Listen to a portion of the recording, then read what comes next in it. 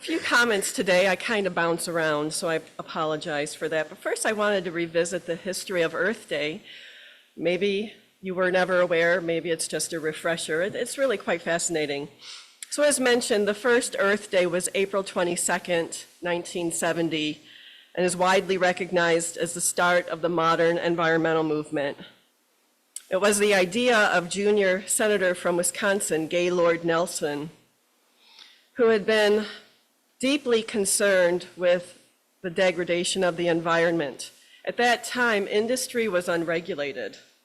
Factories spewed toxic fumes into the air, dumped toxic sludge into our waterways. So he had this idea of a teach-in. He wanted to leverage the energy of the student anti-war movement occurring at the time. Hence why Earth Day is April 22nd. It falls in between spring break and final exams. Senator Nelson engaged a young activist by the name of Dennis Hayes. Dennis spelled with one N, and he's a fascinating individual, definitely worth a Google. He dropped out of Harvard grad school to take on this effort of the first Earth Day. He originally, again, I mentioned it was intended to be a teach-in, but Dennis Hayes broadened the scope to include many organizations and faith groups to really make it a national day of awareness of the environment and the need to mobilize. Naming the day Earth Day grabbed the media's attention, and the effort had bipartisan support. There was great momentum. 20 million people participated in that first Earth Day.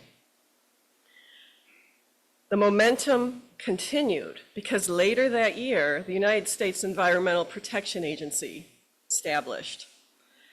In December, the Clean Air Act of 1970 was signed. That was followed by the Clean Water Act of 1972, the Endangered Species Act of 1973, and after that, Superfund, and many other critical pieces of federal legislation. I think we could say that that first day was quite a success. So today's Earth Day service is dedicated to 3 Beverly Unitarian Church Green Sanctuary members that we lost last year, Fran, Eileen, and Harriet. Knowing their dedication to ecological and environmental causes, I imagine they were part of that first Earth Day, and if they weren't, they were soon thereafter.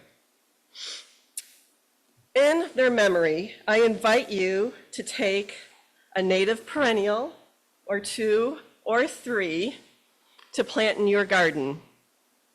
Some of them look rather tuckered out because I dug them up from my garden last night, left them outside in the cold, and just potted them early this morning. But they will perk up, I promise.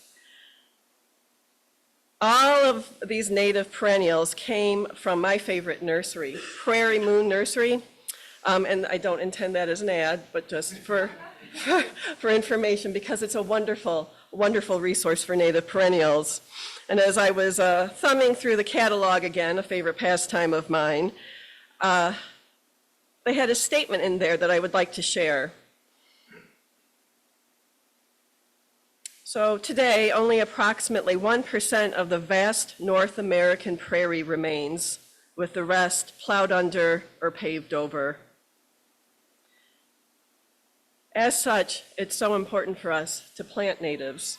Each native planting, large or small, becomes a part of the collective effort to nurture and sustain the living landscape. Natives are the foundation to a healthy ecosystem and vital for wildlife.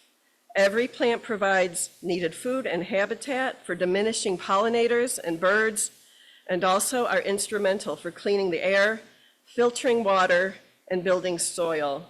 So please start or add to your native perennial garden today. And I will confer with you on the different varieties up here and whether they're shade or sun afterwards. It's a little bit of a pivot here. In the years I've been involved with the Castles Green Sanctuary, Fran and Eileen led Green Sanctuary.